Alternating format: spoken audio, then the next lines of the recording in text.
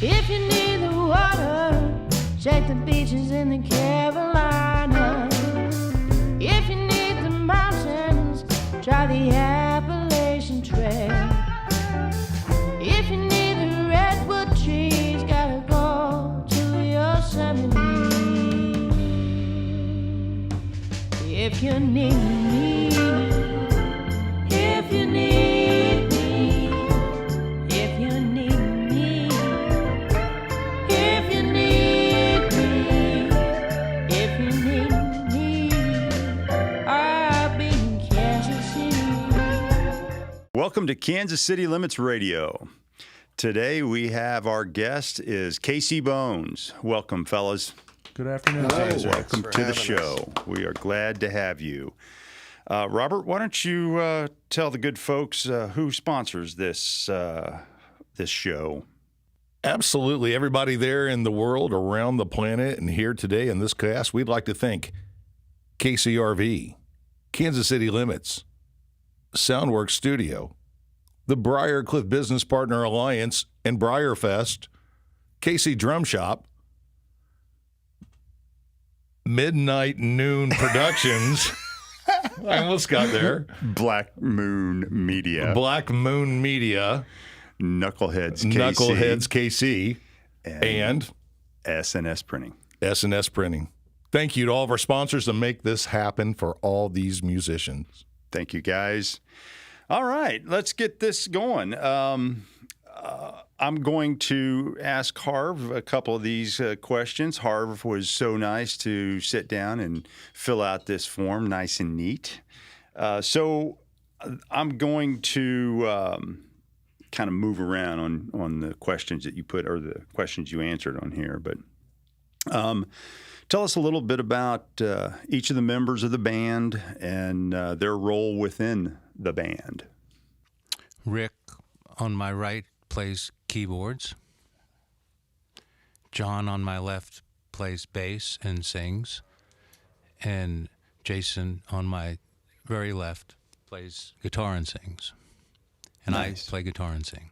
Lots of bands come in and out of here, and we meet a lot of people, but you guys have been playing a little bit together, and it's nice to have a history. You can maybe know what the other person's going to do and maybe anticipate their reaction to something you're going to do, which leads off to the next reaction, which is a lot of fun. But before ever any of that happened, what was the meeting points, or, what did you feel was going to set this ensemble maybe apart from other things you've done that made you want to keep on doing what you're doing? Well, I was in a band called Drunkard's Dream with the drummer, Jake. Okay. And that kind of fell apart after a while. And I had a little while where I wasn't really playing with anybody. And I said, what would I want to do? Do I want to form another original band? Because Drunkard's Dream was mostly original songs. And, or what do I want to do? I mean, do I want to start a blues band? And then I thought, maybe Grateful Dead. So my girlfriend, Sherry, was working for a place, and she had to go out to San Francisco. So she said, you want to come with me? I said, yeah. So I went out there. While she was working, I just played around, and I went down to the Haight-Ashbury section, which I'd never been there before. And, being an old hippie, I just, I read about it and heard about it, and I said, oh, now I'm here. So I was walking around, and it was great. The motherland, you were there. Yeah. And it was just when marijuana became legal in California, so it was interesting. All these stores around, the marijuana stores, and I went to the corner of Haight and Ashbury, the famed corner with the clock that it's set for 4:20. Yeah. You know about that one. So, and I just wandered around, and then I found the Grateful Dead house where the Grateful Dead lived before they became really big, and when they were first starting. So it was, I think it was anybody know the address? 610 something. Sounds close enough. Yeah, and so it's a big Victorian house. That's where they all lived. The airplane lived down the street. and people go there kind of like a shrine now. Yeah. And so I was just hanging around watching the house, and it was weird because as I looked up, and this is a true story, on the top window there was kind of like a half silhouette of the top of a head, and I could swear it looked like Jerry's head. Oh, yeah. Yeah. And I said to myself, Jerry, Guide me. yeah, exactly. I said, What must I do? Should I start a dead band because I don't know what to do? And I didn't hear anything, but just kind of felt, yeah, like go for it, man, something like that. And I came back and said, yeah, I'm going to go back and get people to play the Grateful Dead. And so that's what I did. So the first guy I got was Jason, because we play in a church together, and we knew each other. And then we got Jake on drums, and then we needed a bass player. And so we put an ad in the you can tell Craigslist. Craigslist. I was just jonesing to be in an Electric Dead band at the time because I had been playing some acoustic gigs with another band, but I really wanted something a little louder, which, we still do the other thing too. But, I put in this ad, and then, months went by, and I get a call out of the blue. Hey, you want to play some Grateful Dead? Yeah, sure. So it was your guys' ad that you put out and you responded to it, or did Yeah. you have an ad out and they called you? They had the ad. Okay. I responded to Right it. on. Well, you see, I put the ad out like a year before, Okay. and I got a lot of responses Okay. from people. But I realized I didn't really know how to play the Grateful Dead music. I just loved it, but I didn't really know how to play it. I mean, I knew the songs, but I didn't know all the intricacies of it. That's desire, man. So it was like I said, maybe I better hold off until. So I practiced for about a year, just learning a bunch of songs. And then I got back to John and said, hey, man, you answered my ad about a year ago. Are you still interested? So you were practicing Jerry's stuff? Well, yeah, just the whole everything. I mean, all the Yeah. chords, and I mean, because it's not easy stuff to. Well, most of to it's learn. Hunter Garcia anyway. So if you can get that down, yeah, you've got. So yeah, and then when I got about 10 songs or so, then I decided, well, it's time to get people together. You know It's enough a great to be story. dangerous to Yeah, start. I love that story. And it was rather serendipitous once it started to move in that direction. Now, had you been playing any Grateful Dead, or any of you guys? I have been a fan of them for many, many years. I mean, all the way back to early teenage years. I did get to see them 3 times Oh, my goodness. with Jerry. I Yes. saw him once over at McNichols after I moved to Kansas City, and then I saw him out at Sandstone twice in '91. Always been a fan. I was rather busy working as a young person, and I did not get on the tours as I had several friends that would take advantage of that time. Yes. But it was they've always run rather deep, and I'm kind of with Harv. Had a very deep awareness, but until you start picking the arrangements and going inside the songs, that's been a really fruitful journey. Well, I mean, they're obviously a tough band to play if you haven't seen them before. The number one touring band of all time. I mean, they didn't particularly like the studio. Mm-hmm. That's why they performed so many shows, and therefore, to follow the Grateful Dead as I did for. Your whole life until yesterday. 2 decades. Well, when Jerry was alive, I mean, I should say, yeah. Okay.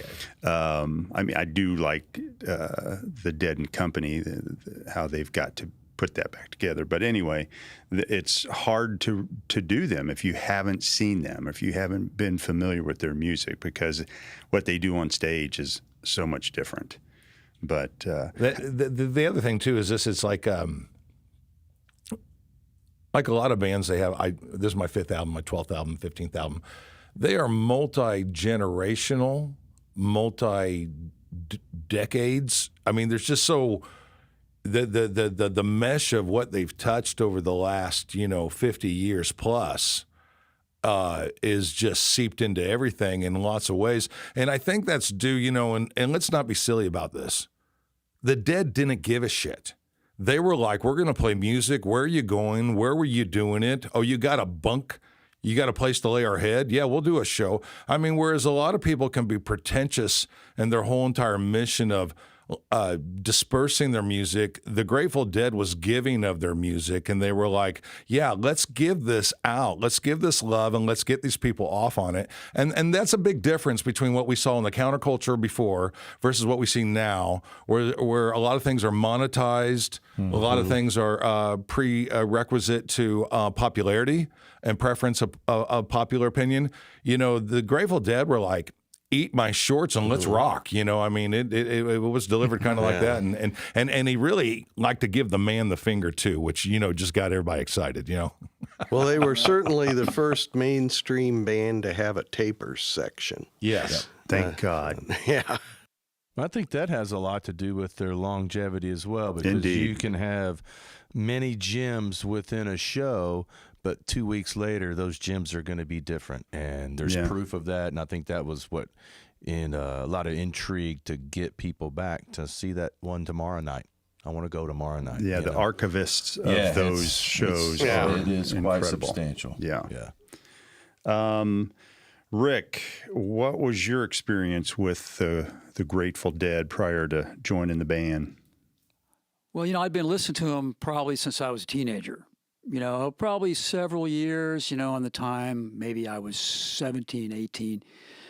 And, it kind of came and went over the years. I didn't really get back listening to them until years later, and actually hadn't been playing the music until John over here, our bass player, got in touch with me after he, was contacted by Harv about playing and asked if I was interested in, being involved in this project. And I said, yeah, absolutely. I'd always liked Keith Godshaw, the original, Pigpen being the original, the organist, actually. Keith Godshaw being the pianist. He was always my favorite. Yeah. And his wife.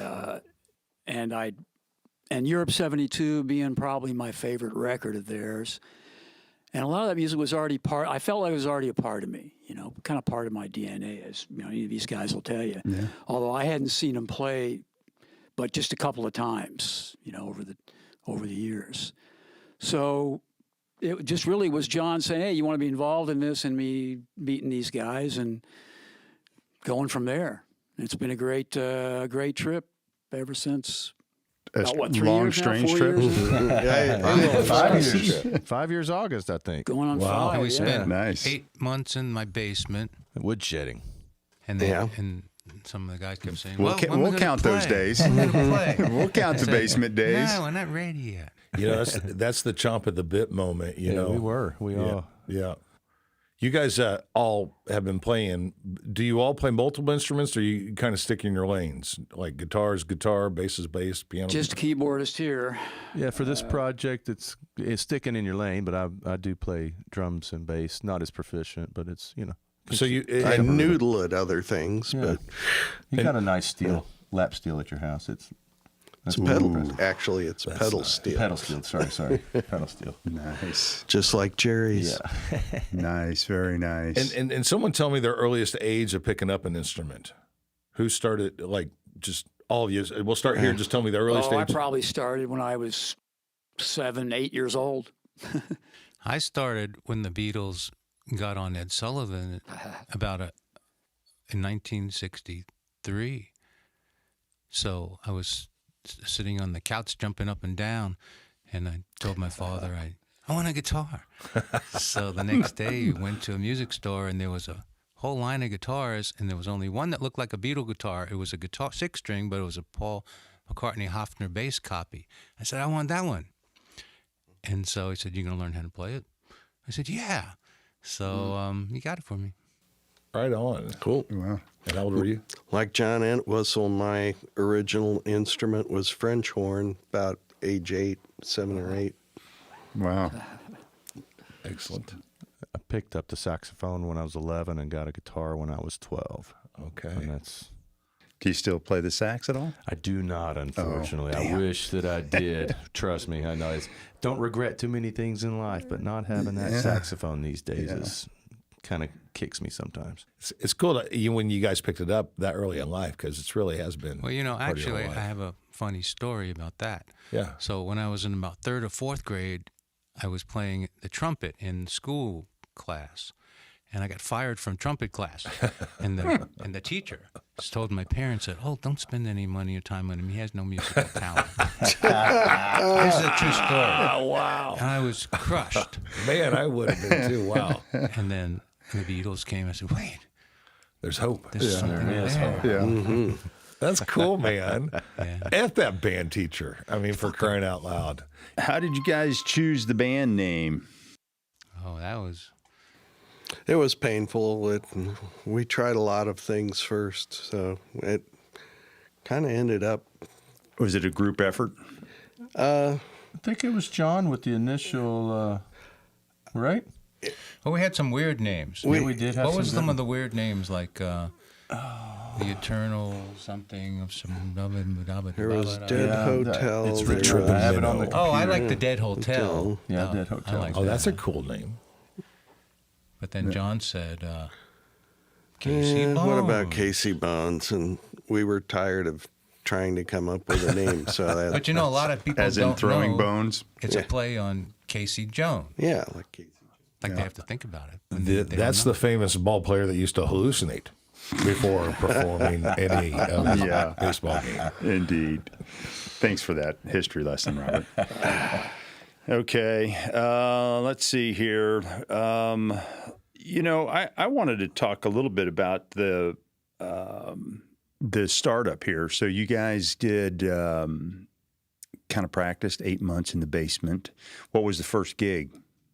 First gig was I teach at the it Juco? used to be called the Tune Shop. Now it's Oh. called the Village Music Academy. It Oh, changed. yeah. We bought it, In the village. Yeah, Village, yeah, yes. Prairie Village. and they had a and every June they have a concert stage at the Prairie Village Art Show. In fact, we just did it. Yeah, and so it was like 8 months, and I said, "Well, you guys want to do it?" And they said, "Yeah." So I said, "Okay, I guess we should do it." And that was our first gig. Was it a good gig? Oh yeah, Yeah. We got a lot. Actually had people there watching Oh, you? yeah. and the It whole was a Quite a built-in few. audience because Yeah. it was like for all the students to come on and play. So they were all there, and the parents were there, and plus it's like 1,000 people walking around the art show. Yeah. And we got quite a few private parties from Correct. there Yeah. too. From Just people exposure. Yeah, it's nice. Yeah. Right on, right on. That was our first gig, and then the second one was we played this place, The hippie shop, the right? little green house down. 39th Street. Yeah, the same day, actually. Yeah. No, not No, that was the Mike same Kelly's. day as No, Mike that was Kelly. Mike Kelly. Yeah. We the next played week. that The in little the heat in the green morning house. and then Oh, yeah. or in the early afternoon and then all it was nighter hot. It was practically at Mike It's right Kelly's. by. It's a beautiful Late night. day. Yeah, it's a Yeah. little hippie shop from. She's gone now. The place is gone. like a Yeah, crystal. something else now. Yeah. It's probably something else. Down by the bagel place? It's on 39th Street. It's We across just from. played outside. Right across so from the people would see us yeah, driving see down the- the road. It's across pharmacy. from the High Dive Bar. Yeah, It that is. was our second gig. I've actually heard it called that. I just can't now picture it, though. It was just a greenhouse where she sold not pot, but hippie stuff. Yeah. Yeah. That's Terrarium And plant. then that night, we played at Mike Kelly's, and I guess that may be our first real kind of gig. Yeah. Had you approached Mike before about it? John knows him. Yeah, I've played there before with other bands, so I He's an old had a deadhead. connect. Oh yeah, Yeah. big time. Yeah, yeah. Yeah, that's the mothership for deadheads around town. I've seen him actually get up on stage and play a little of that as well. And great guy, Mike is. Okay, Robert, why don't you hit the next one here? Yeah, so there's lots of shows. You played lots of places in this 5-year period you guys have been together. Has there been one show you like more than another that sticks out? And tell us about your next show coming up. And when I say coming up, sometime, the first week of July or so. So we know that'll be about the time this comes out, or a little bit before then. Well, it is going to be. That is number one there. So Well, I like Knuckleheads because the sound was great, and any place that has good monitors is all right by me, because that's, Got to hear you need yourself. that. Well, they have good sound guy there, Larry Miller, who Larry we does worked good with job. for a Larry long time. rocks. He's Chris he's- rocks. And Chris is the one Chris that is- does out at Longfest with yeah, us, right? Chris has mixed for us out at a kind of private event out by where I live, out by Gardner, called Longfest, and he's the one who kind of said, "You guys need to come down here." So then it's just a matter of getting Frank to answer his email. well, I But mean, we played there several times, and it's always been a kick. Yeah, we just played a place called Lemonade Park, That was a good show. and that was like really good. played on the trailer. The sound Yeah. was great. The truck. Yeah, and I tell you what else has kind of, I think, been good for us. We went down to Little Rock and played a show, or actually North Little Rock. We did a show down in Mountain Home, and then one over in Illinois, and just even taking the treks together and just hanging out with the fellas in the band. I think those are real good times. Received well down there. Yeah, they were received well, but I think just to even The bonding of it all. our vibe of support with each other, I think that's really aided in our conversations that we have musically. It eliminates a lot of stories in your head, and it also gives you a little bit more purpose than your own creation, because you're trying to help someone else get off on their sound too. Yeah, for sure. So as far as having a Grateful Dead band, specifically here in Kansas City, you guys, I mean, I'm sure you're familiar with the handful of others. One of the things that does set you apart from other bands is the Grateful Dead, right? So you're not doing just the same covers, because believe me, with Kansas City Limits in last year or so, we did a lot of band segments, and there was a lot of the same songs that they were doing on the same covers. But what sets you guys, or what do you believe sets you apart from, say, some of the other Grateful Dead bands here in Kansas City? Rick, why don't you hit that one? Oh gosh, I would have to say some of the soloing on there. Now Harv's an outstanding guitar soloist. By the way, Harv's a lead guitarist. I don't think he actually said that. We have two guitar players. Harv's a lead player, and he has some really nice solos. I think a lot of that, and I think our vocals as well are pretty standout. You think about some of the other Dead bands around. Yeah. We have some pretty good vocal qualities in there. That would be my I think take on it. it's the jamming. We have a kind of an ability to go into another zone, like the Dead did, I think, but in our own way. And sometimes when I'm just playing, and we're in a space jam, I forget where I am. Yeah. And I'm just there. And then I have to turn around and it's like, there's Jason. Oh, I better start So a true coming out Jerry of it. moment. Yeah, so it's kind of like, it's almost like a drug without taking a drug, because we get into this deep jam, and we almost have like a group. We're trying to get, I think we get like almost like a group mind thing going. Yeah. So as we go along, we're getting better at reading that, when to come out of it, when to change, what songs we might want to go into, when to even stop the song. Sometimes we don't know when to stop. So we have to kind of look around and say, when do we stop? Well, as a fan and a spectator, the last time I saw you, as we were discussing in April when you guys were at Nux playing in the saloon, you guys did. There were a couple songs, they're in the second set where you guys really just were doing your thing. Everybody on the stage was, and you could tell. And I'm sure the crowd got you there too, but I mean, you responded well. And I mean, and you played songs that, people that were there could appreciate, because there were a lot of deadheads there. The guys that I've knew that were on tour for 20 years were at that show. So, and that's hard to impress some of them. You know, some of those are hardcore. They will never go see Dead and Company. They, you know, that's just no Jerry, no Dead. That's kind of the where they go with that. But They're purists. you guys did. You had a great show. I mean, I could sense that you guys were in the zone. We're in the studio today live at Kansas City Limits Radio with Casey Bones, for all those folks there at home. Home, Bones, rhymes together. If you guys like to feel some music that feels good to you, you need to check them out. Where can folks find your music? Do you guys have a link to your music? Tell us where that is. Yeah, we have a website called www.caseybonesband.com. Wonderful. And then we also have a Facebook page, Casey Bones Facebook page. And then we have a YouTube channel, Casey Bones YouTube. And, yeah. Do you guys, now you all reside here in the Midwest. Are you all from Kansas, Missouri, a combination? I'm from New York City. Okay, New York City. And how long you been here in the Midwest? Since 1992. 1992. Slowly becoming a Midwesterner. Slowly. Yeah, well. Do you miss New York? He seems reluctant to answer that. No, not really. Not really? There you go. Then you're from the Midwest. There you go. Boom. Yeah. The rest of you, where are you from? I grew up in Kansas City. I think Rick did too. Yep, Kansas City for me too. I grew up down in Central Arkansas. Moved here in '90. Excellent. Yeah. That explains the gigs in Arkansas. Yeah. Had to go down and play for some family, so I Nice. was able to get into A venue. I there. love Arkansas. Yeah, it's a beautiful the place. Ozarks part of Arkansas is a great place. Yep.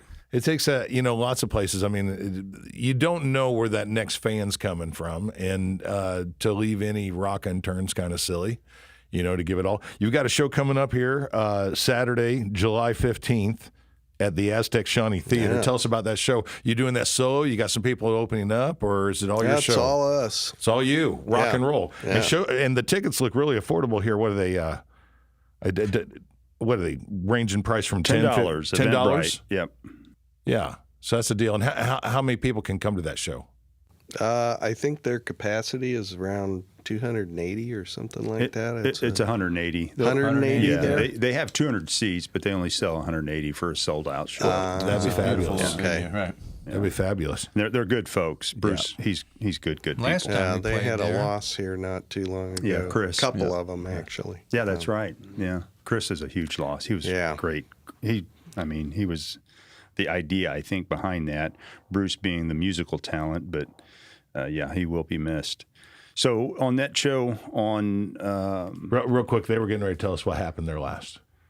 Well, I was just going to say we actually did an acoustic set the first time we ever did that, I believe, and then an electric set. So kind of like the Dead used to do sometimes. Very cool.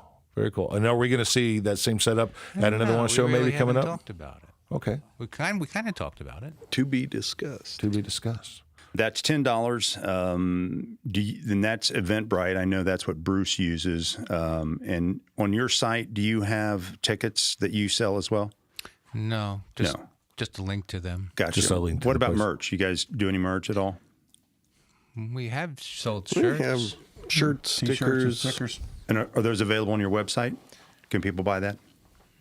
No, I think they okay. have to show up at a show. I mean It's door-to-door We'll requestable. have to get some more. I generally carry the shirts around myself. Yeah, that's pretty much how we We do it. just want to help you sell whatever you got. That's all. Thank you. And then you got another show August 5th at Mike Kelly's West Sider. Yep. Yes. That's a fun place. Starts That's at going to be special because it's Jerry Week. Jerry Week. Yeah. There are dead bands, dead related bands that whole week there. Piled up that whole weekend. Yep. Days between. That's as gonna it's be called. awesome. Yes. The days And between. then September 8th, you're at RJ's Barbecue Shack there off of Lamar. Yep. That's a great barbecue shack if you haven't been there. And then September 16th, you're at Longfest, private party.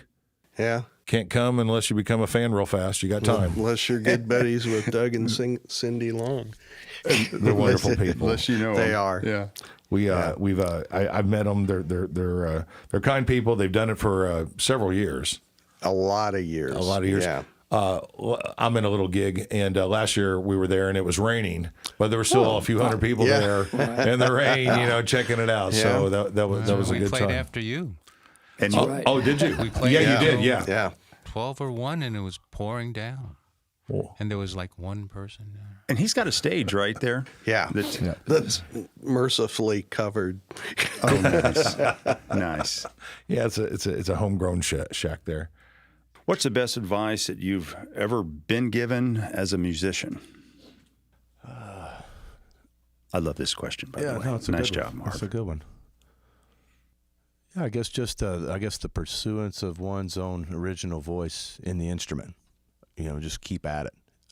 It kind of took it to heart. I think it's a Miles Davis quote. It said, it took him a long time to find his voice in his instrument. So I think that is, you just have to continue working at it. You always reach a plateau, and then you'll excel some more. And I think just the continued practice of it does reward. And just speaking on myself personally of, we've talked about what we've done and how this has gained momentum. Well, I know that my playing abilities have improved from playing with these gentlemen here, and for that I'm eternally thankful. I mean, just it's a good vibe. And so to have that and to continue at early 50s to be smitten with the guitar and playing guitar like I'm a teenager again, I don't find much more motivation than that. My wife and my daughter support it 100%, so it's a win-win. So Good for you, man. yeah, it's a great feeling. So, Good answer. Own it and make it your own. yeah. Just John? and and John's kind of a punk guy, and I'm really there with him on that ethos. So a lot of it's just your passion for the performance. Right. Sometimes it's not gonna hit that right note at the right time, but people are gonna vibe that. And I think Why are you saying that pointing at me? No, I'm saying we continue that punk ethos of just going for it. Yeah. And I think That's what, really a dead ethos. It is, and I think that is part of our magic that we get out of this ensemble is that we push the envelope. I don't think we're as experimental as a Dead, and I don't know if anybody really can ever get that, but I do think that we all come at it from a very compassionate position of what those songs have done and meant to all of us. Sure. So it's just John, why don't you respond on that too? Well, for me personally, one of the best pieces of advice that I read in an article and that I tell Rick all the time is it was an interview with Warren Haynes when he said that the dimensions of his playing really opened up when he started actually singing lead on songs, which for him was a long time ago. For me, it wasn't that long ago. I was a bass player who didn't really sing anything other than backup parts for many, many years. And just getting to the point where I could sing a lead and play was, it was a whole different dimension. Wow. Right on. Your confidence was there. You had that. Not at first, but, you get it. And it's, I was in a band where the guy who did all the singing left, and there were a couple of us that didn't really do that. And, we had to... we had to pony up. You had to hum for a while. Whistle and humming. Yeah. Harv, same question. Best advice you've been given? Don't listen to any crabby old trumpet teacher. Amen. No, but the other seriously would be because I teach guitar. I see so many people. They go through so many trips with their own head because they talk themselves into it. They'll say stuff like, "Oh, why can't I do this?" or "I can't do it," or "It's hard." So what I always say is, don't say it's hard. Just say it's unfamiliar, and maybe that softens it a little bit. And so hard, unfamiliar. That means, hey, there's hope, there's possibility. Have to become familiar with it. Mm-hmm. That's it. Yeah. Exactly. That came from where I first heard that was from Kenny Warner, who wrote a book called Effortless Mastery, which was recommended to me by a teacher I picked up the book. I went looking for the book, expecting it's going to be another book about, theory or something like that. I get it, and it's a book primarily about quieting your mind and getting rid of all the distractions that are there in your daily life and whatever, and just, that's that's the sure way to make everything come out right. Also, listen to people around you. Listen to your fellow musicians. That's got to be that's real important. They can hear you. You can't. That's it's kind of like trying to. You've got your guitar in your hand, but you don't know if you're loud enough. So someone in your band comes over and turns you up until you nod and say yeah. Now there's two different kinds of bands you can have. You can have that kind of band. Or you can have a band where you go over to turn it up to help the guy, and he stops playing and smacks your hand and says, "You don't touch my shit." Yeah. So it depends on what kind of environment you're in. But to have the environment you're describing is the one that's long, lasting, and beneficial and harmonious amongst everyone. Right. For sure. Well said, Robert. Well said. So that's all good advice. What's the worst advice you've ever been given? Well, I'm kind of with Harv. The first guitar teacher I went to, I'm a left-handed player, and she said, "Oh, you just need to stop now and play right-handed." And I'm like, "Well, I'm out of here." So I just left and never looked back. So I'm genuinely left-handed and would never want it any other way. So don't listen to authority. Okay, we got that. Go ahead. Worst advice would be hard to put a finger on because that kind of stuff I usually just forget. Right on. Right on. It just goes out. Water off a duck's back. Right on. Harv? Yeah, I can't think of anything. Yeah, no one ever told me to quit, so How about singing? All of you guys, do you have singing parts in all the tunes? Everybody? Yeah. It's genuinely real heavy on 3-part. Rick has, there's a handful of tunes that he'll in on 4th part harmony on us for it. Mm-hmm. And we actually did one with drummer Jake last week, and he had a little part. He sang one note. Yeah. But Well, that's good. And John, as you probably already know, I mean, there were very, very few songs that Phil would sing in. So the bass player singing would be a whole different. And it was a blessing. Or could be. No, he had some good ones. He had some good that's ones. good. Everybody gets a kind of hand in, if you will, taking that. Yeah, and I think we're pretty good at focusing on.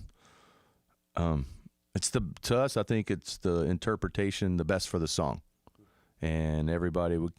Sometimes they're a little more come out a little greater than others, and with some of them we really have to work on. But I think it's nice that it goes back and forth a little bit. Now, are you guys trying to find other songs in the Grateful Dead history that either from live shows, recorded music that you're still trying to implement into your show? Always. Good. Always. Good. Yeah.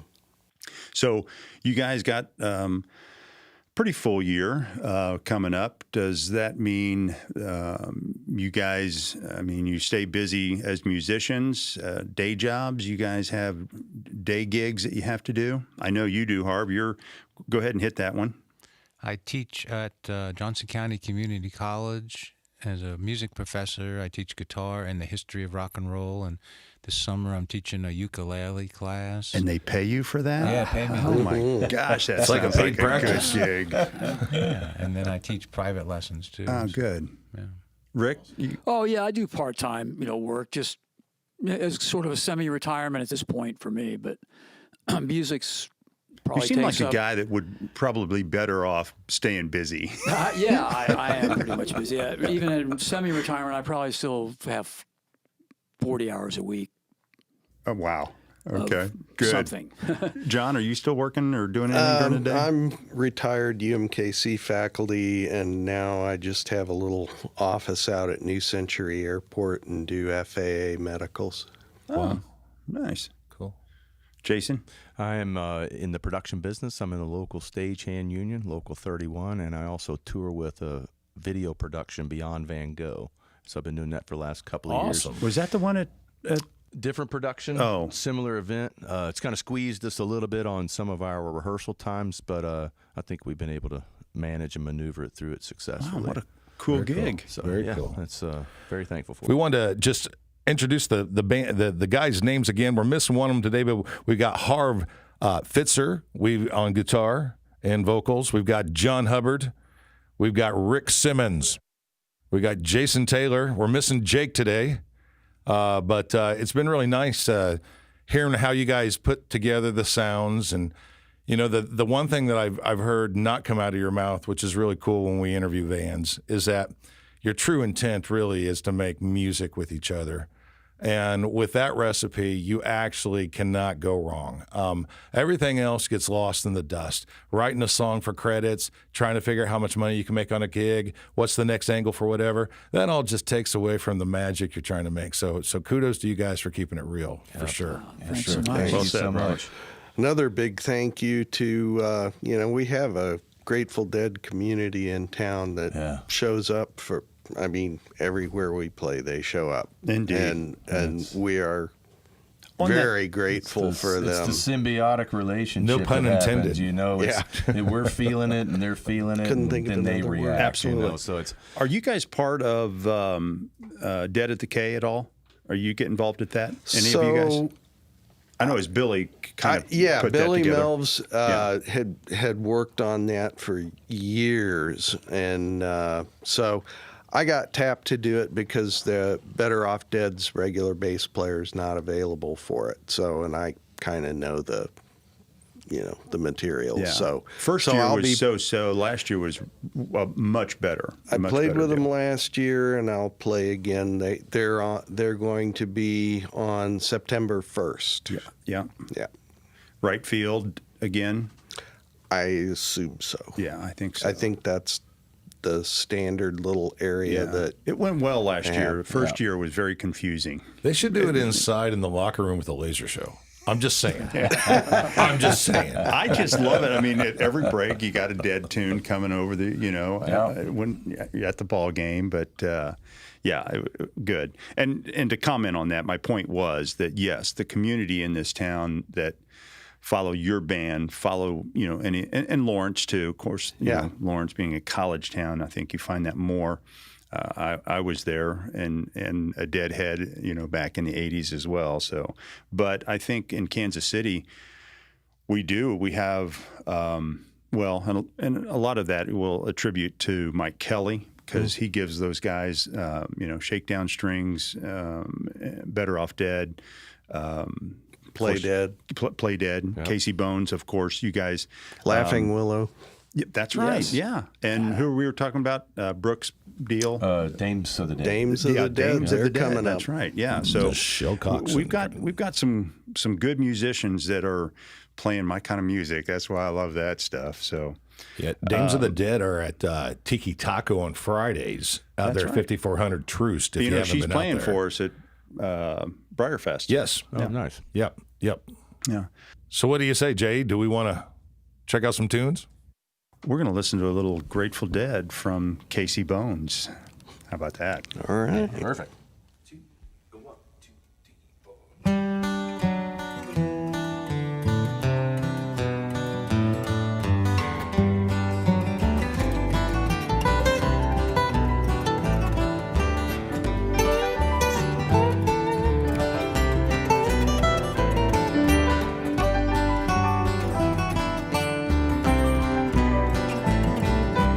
I lit out from Reno, I was trailed by 20 hounds.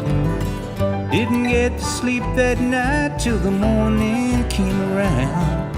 I set out running, but I take my time. Friend of the devil is a friend of mine. I get home before daylight, just might get some sleep tonight. Well, I ran into the devil and he loaned me 20 bills. Spent the night in Utah in a cave up in the hills. I set out running, but I take my time. Friend of the devil is a friend of mine. I get home before daylight, just might get some sleep tonight. Well, I ran down to to the levee, babe, and the devil caught me there. Took my $20 bill and vanished in the air. I set out running, but I take my time. Friend of the devil is a friend of mine. I get home before daylight. I just might get some sleep tonight. Well, I got two reasons why I cry each lonely night. The first one's named Sweet Anne Marie. She's my heart's delight. Second one is Prison Babe. The sheriff's on my trail. And if he catches up with me, well, I'll spend my life in jail. Well, I got a wife in Chino, I got a one in Cherokee. First one says she's got my child, but it don't look like me. I set out running, but I take my time. Friend of the devil is a friend of mine. I get home before daylight, just might get some sleep tonight.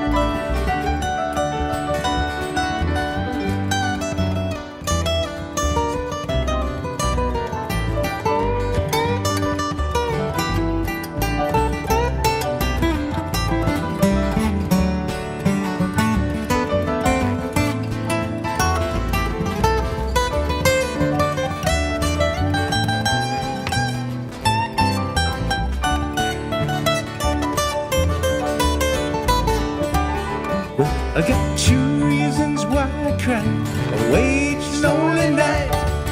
The first one's named Sweet Anne Marie. She's my heart's delight. Second one is Prison Babe. Sheriff's on my trail. And if he catches up with me, well, I'll spend my life in jail.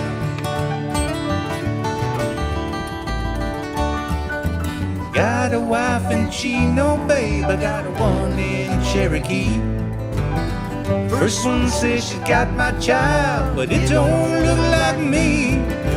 Set out running, but I take my time. Friend of the devil is a friend of mine. I get home before daylight, just might get some sleep tonight.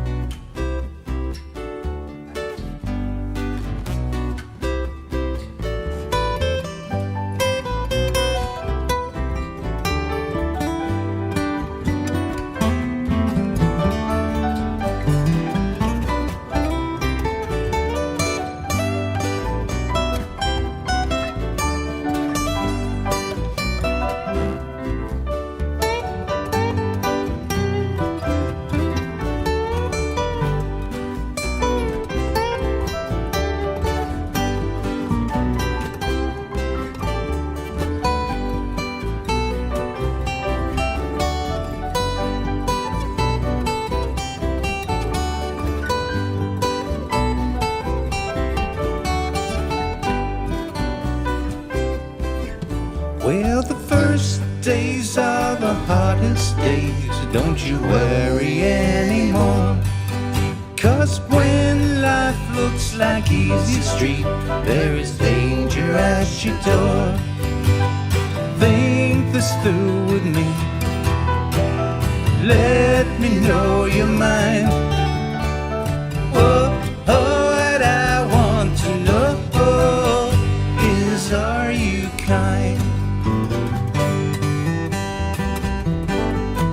Well, it's a buck dancer's choice, my friend. You better take my advice. You know all the rules by now, and the fire from the ice. Will you come with me? Won't you come with me?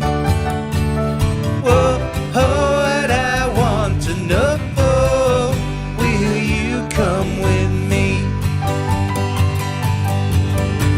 Well, goddamn, what I declare, have you seen the light? Their walls are built of cannonballs. Their motto is don't tread on me. Come here, Uncle John's band, playing to the tide. Come with me or go alone. He's come to take his children home.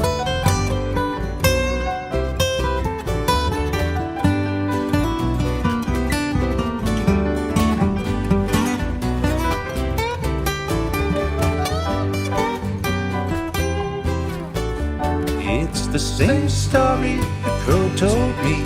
It's the only one he knows. Like the morning sun you come, like the wind you go. Ain't no time to hate, barely time to wait. Whoa, what I want to know, where does the time go? I live in a silver mine and I call it Beggar's Tomb. I've got me a violin and I beg you call the tune. Anybody's choice, I can hear your voice. Whoa, what I want to know, how does the song go? Come here, Uncle John's band, by the riverside. He's got some things to talk about here beside the rising tide. Come here, Uncle John's band, playing to the tide. Come on along or go alone. He's come to take his children home.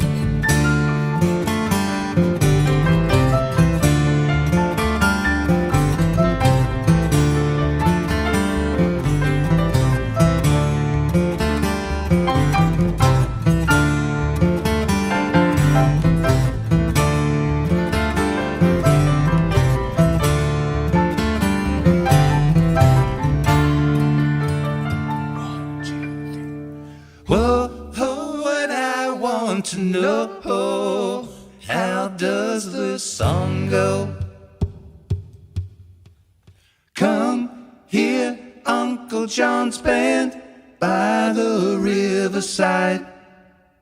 He's got some things to talk about here beside the rising tide. Come here, Uncle John's band, playing to the tide.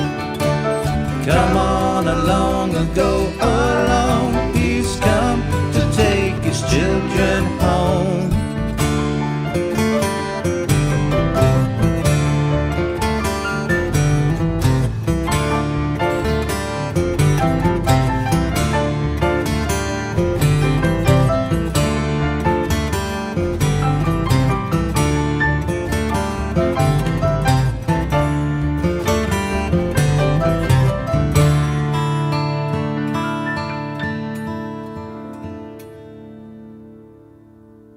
Remember, be good to yourself, be good to others, and be good to musicians. And if they affected your life in a positive way, let them know that.